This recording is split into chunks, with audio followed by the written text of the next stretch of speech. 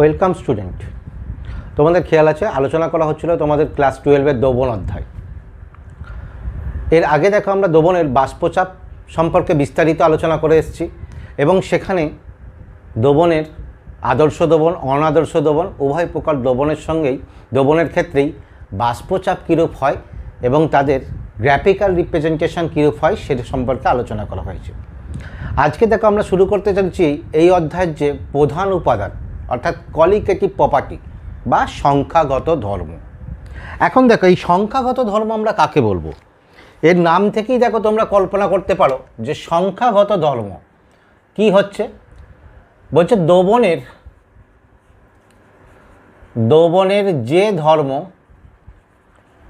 যে ধর্ম দাবক কণার সংখ্যার উপর নির্ভর করে,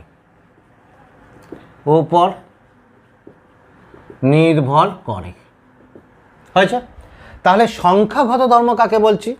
এটা একটা দ্রবণের ধর্ম, যে ধর্মগুলো তোমার কি আছে দ্রবণে উপস্থিত দাবক কণার সংখ্যার উপর নির্ভর করে, দাবের প্রকৃতির উপর নির্ভর করবে না। যেমন ধরো যদি উদাহরণ নেওয়া যায়, কোনো একটা নির্দিষ্ট পরিমাণ দাবক, ধরো 100 ml দ্রবণে আমি যদি এক্স মোল করে গ্লুকোজ যোগ করি আবার এক্স মোল ইউরিয়া যোগ করি, তাহলে দেখো দুটো আলাদা আলাদা দাবক হয়েছে। এইরকম দাবক কণার ক্ষেত্রে আলাদা আলাদা দাবক হলেও তার যদি মোল সংখ্যা একই থাকে 100 ml জলের মধ্যে, তাহলে তাদের ক্ষেত্রে ধর্ম কী হবে? একই রকম হবে। সেই জন্য বলা হচ্ছে যে দ্রবণের যে ধর্মগুলো দাবক কণার সংখ্যার উপর নির্ভর করে, তাহলে কার উপর নির্ভর করে না? নির্ভর করে না দাবের প্রকৃতির উপর, নির্ভর করে না দাবের প্রকৃতির উপর। এইরূপ ধর্মকে বলা হয় তোমার কি আছে? সংখ্যাগত ধর্ম। যেহেতু দাবক কণার সংখ্যার উপর নির্ভর করছে, তাই এদেরকে বলা হয় দাবক কণার তোমার সংখ্যাগত ধর্ম বা কোয়ালিটেটিভ প্রপার্টি, হয়েছে? এইখানে দেখো বেশ কয়েকটা এরকম ধর্ম আছে যেগুলো তোমার কি হয় দাবক কণার সংখ্যার উপর নির্ভর করে এবং এই ধর্মগুলো একে অপরের সঙ্গে খুব ইন্টাররিলেটেড, অর্থাৎ একটা যদি আমরা বের করতে পারি সহজেই সূত্র দিয়ে অন্যটাকেও আমরা বের করতে পারবো। আগে দেখে নাও তোমার ধর্মগুলো কি কি আছে, সংখ্যাগত ধর্ম কি কি আছে। একে বাষ্পচাপের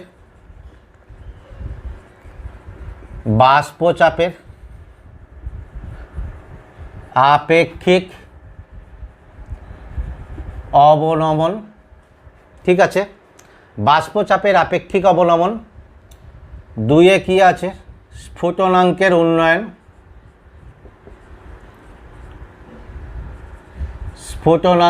উন্নয়ন।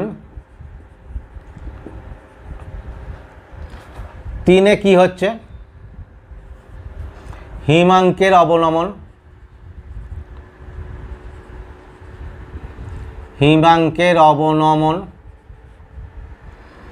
চারে কি আছে?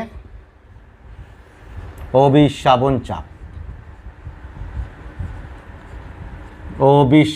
চাপ। তাহলে কি কি দেখলাম? বাষ্পচাপের আপেক্ষিক অবনমন, relative lowering of vapour pressure, স্ফুটনাঙ্কের উন্নয়ন, এলিভেশন অফ বয়লিং পয়েন্ট, হিমাঙ্কের অবনমন, ডিপ্রেশন অফ ফ্রিজিং পয়েন্ট এবং অভিস্রাবণ চাপ বা অসমোটিক প্রেশার।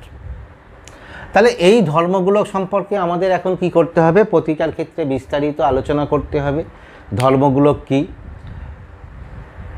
এবং এরা কীরূপ দাবক কণার সংখ্যার উপর নির্ভর করে এবং একটা অপরটার সঙ্গে কীরূপ রিলেটেড আছে সেটাকেও আমরা আলোচনা করব।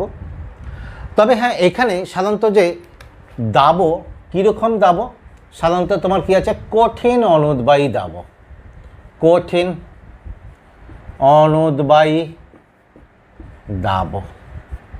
হয়েছে? কঠিন অনুদ্বায়ী দাবক। এবং তার সঙ্গে আরও একটা কথা যোগ করলে ভালো হয়, যেখানে তোমার কি আছে দাবক কণা তোমার কি আছে দ্রবণে দাবক কণা তোমার কি হয়? বিয়োজন বা সংযোজন ঘটে না। এখন যদি বিয়োজন বা সংযোজন ঘটে তাহলে এই ধর্মগুলো পাবো না? হ্যাঁ, ধর্মগুলো পাবো, কিন্তু দেখো দ্রবণে দাবক কণা বিয়োজন বা সংযোজন ঘটলে দাবক কণার সংখ্যার পরিবর্তন ঘটে। তাহলে এটা যেহেতু সংখ্যাগত ধর্ম, তাহলে এই ধর্মেরও পরিবর্তন ঘটবে। সেই জন্য প্রাথমিকভাবে আমরা সেইরূপ দাব নিয়েই আলোচনা করব যেগুলো তোমার কী আছে কঠিন অনুদ্বায়ী দাব, আর যারা তোমার কী হবে বিয়োজন বা সংযোজন ঘটবে না। পরবর্তীকালে আমরা এটাও দেখে নেব যে দ্রবণের মধ্যে দাবকণার ক্ষেত্রে যদি বিয়োজন বা সংযোজন ঘটে তাদের ক্ষেত্রে কীরূপ ঘটনা ঘটে বা এই ধর্মগুলোর কীরূপ পরিবর্তন ঘটে, আমরা সেই আলোচনাতেও আসব। তাহলে দেখো প্রথমে আমরা আসছি যে বাষ্পচাপের আপেক্ষিক অবলম্বন। 1 নম্বরে বাষ্পচাপের আপেক্ষিক অবলম্বন। বাষ্পচাপের আপেক্ষিক অবলম্বন কার ক্ষেত্রে? কার ক্ষেত্রে অবলম্বন? দ্রবণের ক্ষেত্রে। অবশ্যই দ্রবণে কি হবে? দাব কীরূপ হবে? দাব হবে কঠিন অনুদ্বায়ী, যার মধ্যে তোমার কি আছে দ্রবণে বিয়োজন, দ্রবণে বিয়োজন বা সংযোজন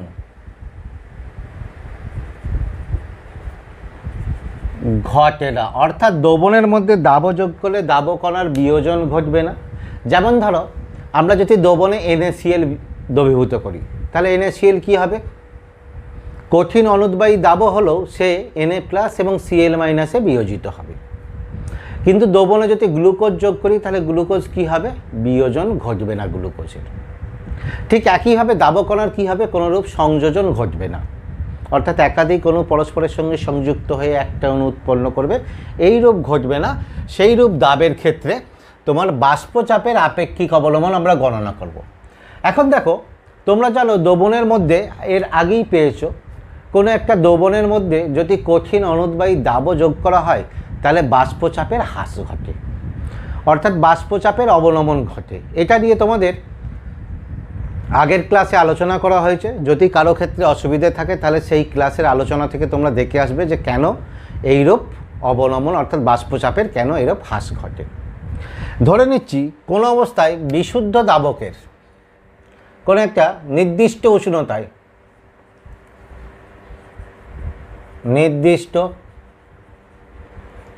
উষ্ণতায়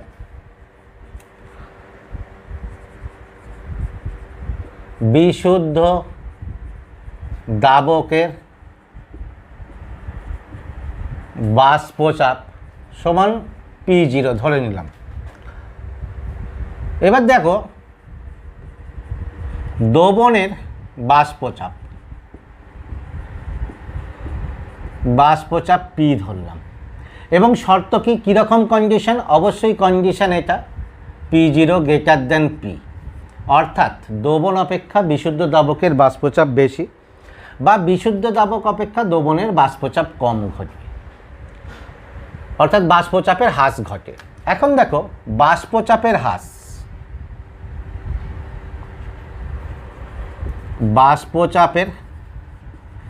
হ্রাস বা অবনমন তাহলে কত হচ্ছে? এ দুটোর বিয়োগফল অর্থাৎ P0 - P। তাহলে বাষ্পচাপের আপেক্ষিক অবনমন কি হবে? বাষ্পচাপের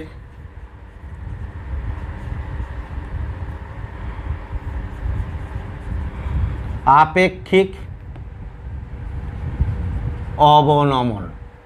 বাষ্পচাপের আপেক্ষিক অবনমন, এই আপেক্ষিকটা কি? কারো সাপেক্ষে। কার সাপেক্ষে? বিশুদ্ধ দাবকের বাষ্পচাপ অপেক্ষা কত অবনমন ঘটেছে। তাহলে তোমার কি হবে? বিশুদ্ধ দাবকের বাষ্পচাপ অপেক্ষা অবনমন ঘটলে কি হবে? P0 - P/P0। অর্থাৎ তাহলে বাষ্পচাপের আপেক্ষিক অবনমন আমরা কি বলতে পারি? বলতে পারি বাষ্পচাপের অবনমন এবং বিশুদ্ধ দাবকের বাষ্পচাপের অনুপাত, অর্থাৎ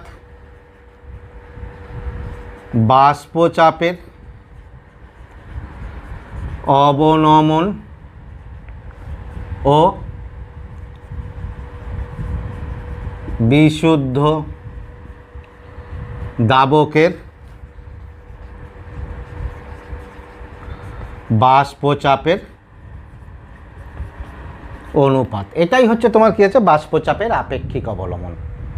তাহলে দেখো কী বললাম, বিশুদ্ধ দ্রবণের বাষ্পচাপ P0, এই দ্রবণের বলছি দাবকের বাষ্পচাপ P0, দ্রবণের বাষ্পচাপ P, এবং এই পিটা কি বিশুদ্ধ দাবক অপেক্ষা কম, অর্থাৎ বাষ্পচাপের হ্রাস বা অবলম্বন ঘটে, হ্রাসের পরিমাণটা এটা P0 - P, এবং এই বাষ্পচাপের হ্রাস এবং বিশুদ্ধ দাবকের বাষ্পচাপ এর অনুপাতটাকেই আমরা বলছি তোমার কি আছে বাষ্পচাপের আপেক্ষিক অবলম্বন। হয়েছে? এখন দেখো এইটা তোমার কি আছে দুটো চাপ রাশির অনুপাত, ফলে এই আপেক্ষিক অবলম্বনের ক্ষেত্রে কোনো একক থাকবে না। বাষ্পচাপের একক থাকলেও বাষ্পচাপের আপেক্ষিক অবলম্বনের কোনো একক থাকবে না।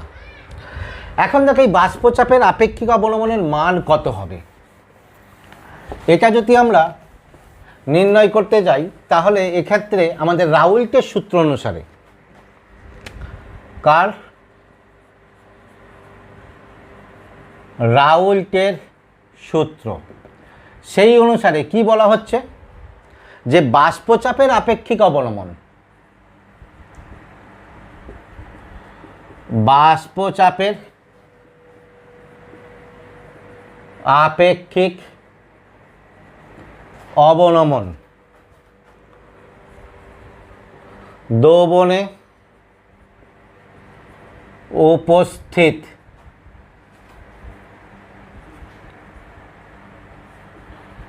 দাবকণার মোল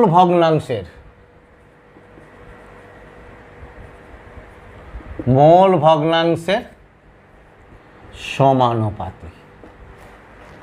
অর্থাৎ তাহলে তোমার কি আছে, কোনো একটা দ্রবণে অবশ্যই তোমার কি আছে আগের যে শর্ত ছিল এখানে তাই, একটা নির্দিষ্ট উষ্ণতায় কিরূপ দাবের দ্রবণে, কঠিন অনুদ্বায়ী দাবের দ্রবণে, যে দাবটা দ্রবণের মধ্যে তোমার কি আছে সংযোজন বা বিয়োজন ঘটে না, এই রকম দ্রবণের ক্ষেত্রে দ্রবণে বাষ্পচাপের আপেক্ষিক অবলম্বন দ্রবণে উপস্থিত দাবকণার মোল ভগ্নাংশের সমান, এই সমানুপাতি বলছি, মোল ভগ্নাংশের সমান।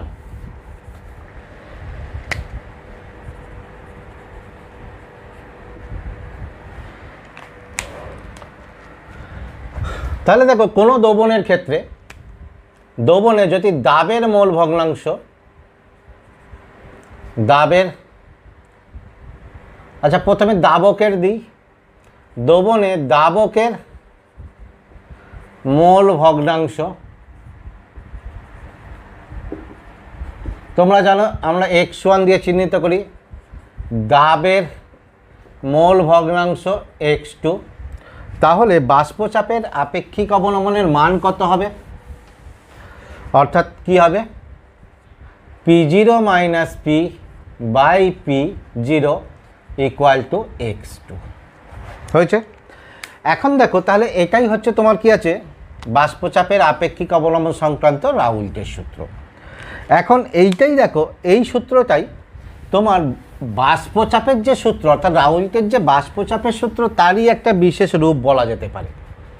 কারণ দেখো আমরা সেই সূত্র থেকেও এইটাকে ডেরিভেশন করতে পারি। তোমাদের মনে আছে কোনো একটা দ্রবণের ক্ষেত্রে বাষ্পচাপ P সমান কত ছিল, বাষ্পচাপ কি ছিল বিশুদ্ধ দাবকের বাষ্পচাপ ইন্টু দ্রবণে দাবের মোল ভগ্নাংশ অর্থাৎ x1।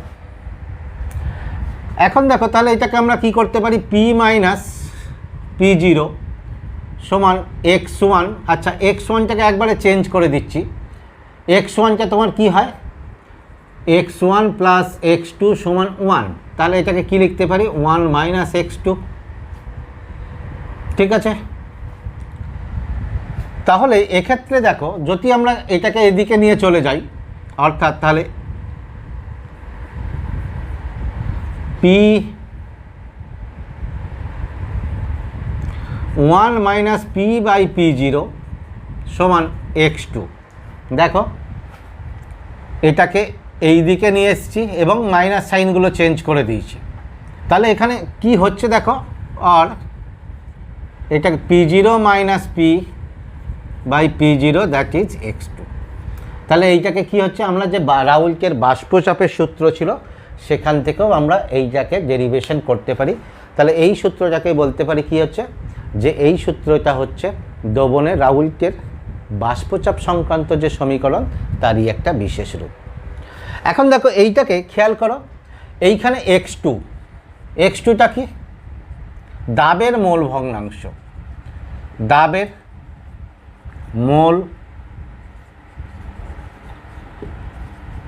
মোল ভগ্নাংশ। ফলে এখানে দেখো, এখানে এই x2তে দাবের কোনো প্রকৃতির নির্ভরশীল কোনো রাশি নাই। অর্থাৎ দ্রবণে যদি আমি তোমার কি আছে 1 লিটার দ্রবণে 1 মোল গ্লুকোজ যোগ করলেও x2-র যা মান হবে, 1 মোল সুক্রোজ যোগ করলেও x2-র মান একই হবে, এবং 1 মোল ইউরিয়া যোগ করলেও তোমার কি আছে, তোমার x2-র মানটা একই হবে। অর্থাৎ দাবও কি যোগ করছি তার উপরে নির্ভর করবে না, করবে কি কতটা পরিমাণ দাবও যোগ করছি তার উপরে নির্ভর করবে। ফলে এইখানে দেখো তাহলে এই ধর্মটা কি হচ্ছে, দাবও কণার ক্ষেত্রে তোমার কি আছে, কি দাবও যোগ করছি তার উপর নির্ভর করছে না, কতটা দাবও যোগ করছি সেই সংখ্যার উপর নির্ভর করছে। সেই জন্য এটাকে আমরা বলতে পারি কি হচ্ছে সংখ্যাগত ধর্ম।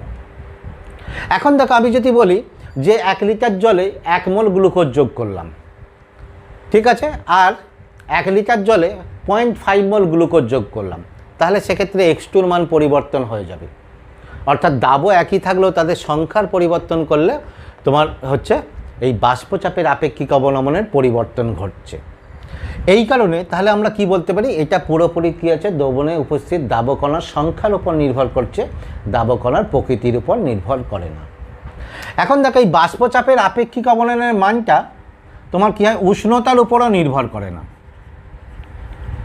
উষ্ণতার উপর নির্ভর করে না, হয়েছে, উষ্ণতার উপর নির্ভর করে না।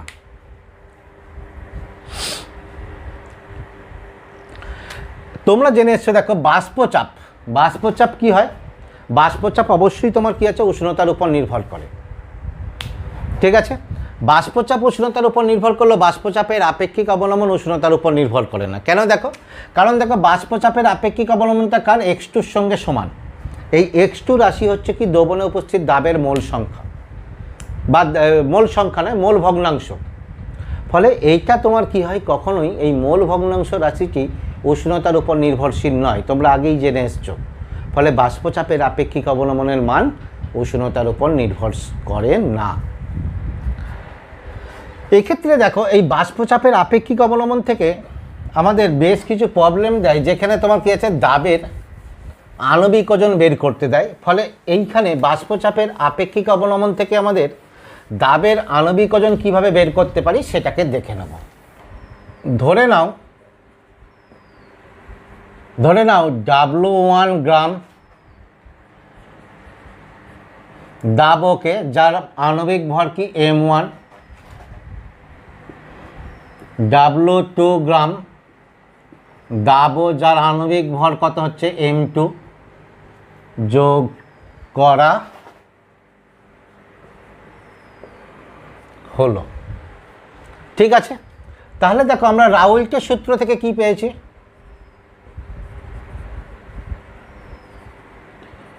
রাউল্টের সূত্র P0 মাইনাস P বাই তোমার কি আছে P0 ইকুয়াল টু তোমার কি হচ্ছে x2 সমান n2 by n1 plus n2। n2 দাবের মোল সংখ্যা, n1 দাবের মোল সংখ্যা। এখানে যদি করি দেখো n1 সমান কি হবে W1 বাই m1, n2 সমান কি হবে W2 বাই m2। এটাকে যদি দেখো উল্টে দিই, অর্থাৎ P0টা উপরে নিয়ে গেলাম, P0 into P0 minus P সমান দেখো n2 plus n1 by n2 সমান দেখো এইটাকে n2 n2 কী হয়ে যাবে 1 প্লাস n1 বাই n2। 1টা এদিকে আনছি, P0 minus P minus 1 n2 n1 by n2। দেখো এইটাকে যদি ক্যালকুলেশন করি তাহলে তোমার কত P0 minus P0 plus P by P0 minus P equal to এটাকে দেখো N2, অর্থাৎ তোমার কি আছে W1/M1 সমান W2/M2। তাহলে কত আসছে দেখো, P/P0 minus P equal two এখানে দেখো W21 into M2/M1 into W2, that is M2 সমান কত আসছে তাহলে P/P0 মাইনাস P, এটা বাকিটা ওদিকে চলে যাবে, অর্থাৎ তোমার কি আছে that is W2 into M1/W1। ঠিক আছে, তাহলে এটা দেখো দাবের আণবিক ভর পেলাম। এবার যদি এরকম হয় দেখো, এইখানে দেখাচ্ছি খুব লঘু দ্রবণে, অর্থাৎ লঘু দ্রবণে, সেখানে শর্ত কি N1 plus N2 equal to N1, কারণ সেখানে N2-র মানটা খুব কম হয়, আমরা N1 এর সাপেক্ষে N2-কে নেগলেক্ট করতে পারি। তাহলে সেখানে এইখান থেকে দেখো কি এসে যায় P0 মাইনাস P/P0 সমান এইটাকে যদি করি তাহলে কি আসছে N2/N2-কে নেগলেক্ট করছি এই N2-কে, তাহলে N1 দ্যাট ইজ কি হচ্ছে W2/M2 W1/M1 তখন দেখো W2 into M1/W1 into M2, তাহলে এই M2 সমান কত হচ্ছে দেখো M2 এটা উল্টে যাবে, অর্থাৎ তাহলে P0/P0 minus P W2 into M1/W1। তাহলে এইটাই হয়ে গেল দেখো আণবিক ভরের রাশি। দেখো এইটা কি করেছি কি আমরা কোথায়, খুব লঘু দ্রবণের ক্ষেত্রে, আর এটা করেছি কোথায় যখন অপেক্ষাকৃত তোমার কি আছে লঘুতা তুলনামূলকভাবে কম। তবে হ্যাঁ একটা জিনিস এখানে বলে দিই, যেহেতু বললাম যে তোমার কি আছে তুলনামূলকভাবে কম, অবশ্যই এই রাউল্টের সূত্র কি আছে লঘু দ্রবণের ক্ষেত্রে প্রযোজ্য। এইটাও লঘু দ্রবণ, এটা অধিক লঘু দ্রবণ। লঘু দ্রবণ যদি না হয়ে গাঢ় দ্রবণ হয় তাহলে সেক্ষেত্রে রাউল্টের সূত্র সঠিকভাবে প্রয়োগ হয় না। কেন হয় না? কারণ সেখানে দাবকণাগুলোর মধ্যে আন্তঃআণবিক আকর্ষণ বল বেশি হয়, সেই বেশি হওয়ার জন্য রাউল্টের সূত্র সঠিকভাবে প্রযোজ্য।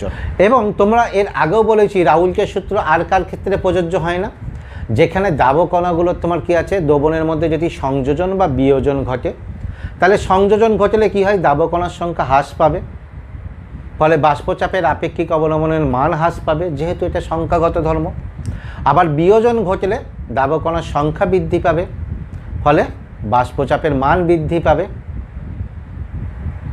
বা বাষ্পচাপের আপেক্ষিক অবলম্বনের মান বৃদ্ধি পাবে। এই কারণে যখন দ্রবণের মধ্যে দাবকণার সংযোজন বা বিয়োজন ঘটে সেইরূপ দ্রবণের ক্ষেত্রে এই সূত্র প্রযোজ্য নয়। এই খেয়াল করো দুটো ক্ষেত্রেই M2-র মানটা যেটা কথা হয়েছে একই। দেখো এটা দেখো P/P0 minus P W2 M1 W1 W2 M1 W1 এটা একই আছে, নিচের অংশটাও একই আছে, শুধু লঘু দ্রবণের ক্ষেত্রে কি হচ্ছে P0, অপেক্ষাকৃত তোমার কি আছে যেটা কম লঘু দ্রবণ তার ক্ষেত্রে মানটা আসছে P হয়েছে। তাহলে দেখো এই গেল তোমাদের রাউল্টের সূত্র হয়েছে। যদি কোনো জায়গাতে অসুবিধা হয় তোমাদের বলেছি আমাকে জানাবে, আমি সেটাকে অবশ্যই চেষ্টা করব সেই অংশটা ক্লিয়ার করতে। এই ব্যাপারগুলো খুব সোজা আছে। এখন আমরা দেখো কয়েকটা এই সূত্র থেকে কয়েকটা প্রবলেম বা নিউমেরিক্যাল প্রবলেম আমরা দেখে নেব। দেখে নাও 100 গ্রাম জলে কত গ্রাম ইউরিয়া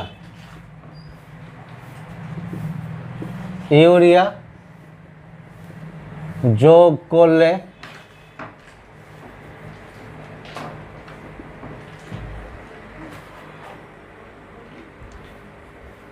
দ্রবণে বাষ্পচাপ 25% হ্রাস হয়। তাহলে দেখো দ্রবণে 25% হ্রাস হয়। কত গ্রাম ইউরিয়া যোগ করলে? আমরা যদি একদম সরাসরি সূত্র লিখে দিই, দেখো যে রাউল্টের সূত্র থেকে হয়েছে, আমরা এখানে এক্স গ্রাম ধরে নিয়েও করতে পারতাম, একদম সরাসরি সূত্র লিখে নিই। P0 minus P by P0 equal to কত? x2 n2 by n1 plus n2। n2কে neglect করে দিচ্ছি, দেখো লঘু দ্রবণের জন্য n2 বাই n1 সমান এখানে কি এসে যায়, দেখো n2 বাই n1 কি আছে? W2 by m2 W1 by m1। ঠিক আছে, তাহলে এখানে দেখো P0 minus P by P0 সমান, তুমি এটা বের করতে পারো, একবারে বসিয়ে দিতেও পারো, W2 ইন্টু m1, এই m1 by W1 into m2 হয়েছে। এখন দেখো সবগুলোর মান আমাদের জানা। P0 কত বলেছে? 25% হ্রাস হবে। তাহলে আমরা যদি ধরে নিই P0টা 100, তাহলে P কত হবে? 27, এটা 100 সমান W2, এটাই আমরা বের করব। W2 m1 কত? 18, W1 কত? 100 গ্রাম। m2টা দেখো ইউরিয়া, ইউরিয়া কি? NH2CO NH2। তাহলে দেখো নাইট্রোজেন কত? 2 ইন্টু 14, হাইড্রোজেন কত? 4 প্লাস 2 প্লাস 16, তাহলে 2 ইন্টু 14 একবারে বসিয়ে দিচ্ছি 28,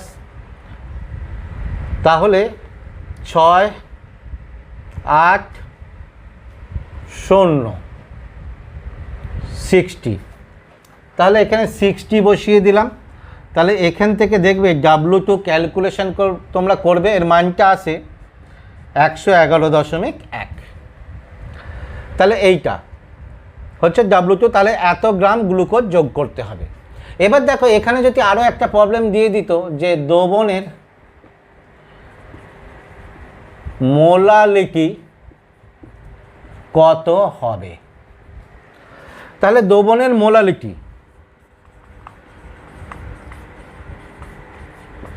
এটা তোমরা জানো মোলালিটির সূত্র খুব সহজেই। মোলালিটির সূত্র কি? That is W2 into 1000 by m2 into কত? W1। বসিয়ে দাও মান। W2 কত? 111.1 ইন্টু 1000 বাই m2 কত? 60, m1 কত? 100। ক্যালকুলেশনটা করো, আমি আর করছি না। ক্যালকুলেশন করলে মান আসে 18.52। তাহলে দ্রবণের মোলালিটি কত, বা দ্রবণের গাঢ়ত্ব এত m, বা মোলালিটি 18.52। ঠিক আছে, তাহলে দেখো খুব সোজা প্রবলেমগুলো। আমরা আর একটা প্রবলেম দেখে নিতে পারি। পরেরটা দেখো 39 গ্রাম বেঞ্জিনে 2.175 গ্রাম কোনো কঠিন দ্রাবক দ্রবীভূত করলে দ্রবণের বাষ্পচাপ হয় 600 মিলিমিটার Hg। বিশুদ্ধ বেঞ্জিনের বাষ্পচাপ 640 মিলিমিটার Hg হলে দাবের আণবিক ভর নির্ণয় করো। তাহলে এখানে দেখো ধরি দাবের আণবিক ভর সমান m, তাহলে দাবকের মোল সংখ্যা কত? 39 বাই বেঞ্জিনের আণবিক ভর কত? C6H6, দ্যাট ইজ, তাহলে কত হচ্ছে? 6 12 72 প্লাস 6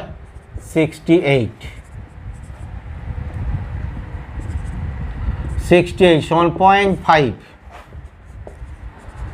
দাবের মোল সংখ্যা কত হচ্ছে? দাবের ভর কত? 2.175/m। রাউল্টের সূত্র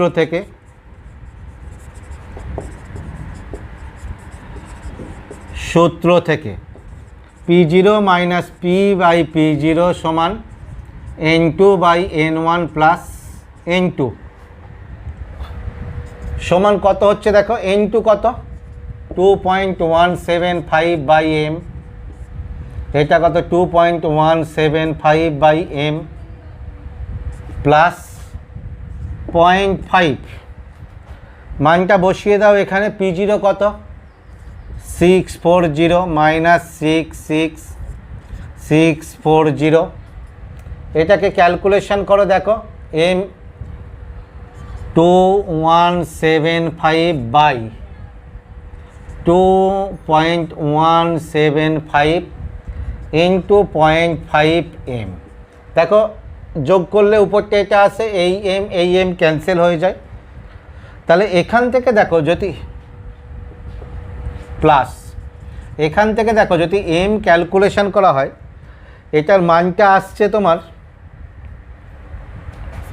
এখান থেকে তাহলে কত 40/640 সমান 2.175/2.175 প্লাস 0.5m। এখান থেকে যদি m ক্যালকুলেশন করবি, ক্যালকুলেশনটা তোমরা করবে, এর মান আসছে 65.25, অর্থাৎ দাবের আণবিক ভর তাহলে কত হচ্ছে 65.25 হয়েছে।